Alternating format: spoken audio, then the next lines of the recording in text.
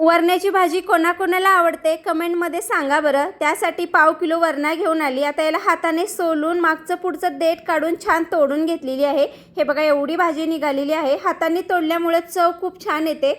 लसूण सोलून वाटून घेतलेला आहे। हिरवी मिरची टाकणार आहे म्हणून त्याचा ठेचा वाटून घेतलेला आहे। तेल गरम झाले की मोहरी आणि जिरे टाकून छान तडतडून घ्यायचं। त्यानंतर लसूण टाकून लसूण छान लाल होईपर्यंत परतून घ्यायचं। आता यामध्ये हिरव्या मिरचीचा ठेचा टाकून 1 मिनिट तेलामध्ये परतून घ्यायचं। त्यानंतर शेंगा टाकून शेंगा 2 ते 3 मिनिट तेलामध्ये भाजून घ्यायचं आहे। भाजून घेतल्यानंतर यामध्ये थोडीशी हळद, पाऊण वाटी पाणी टाकून छान भाजीला मिक्स करायचं आहे।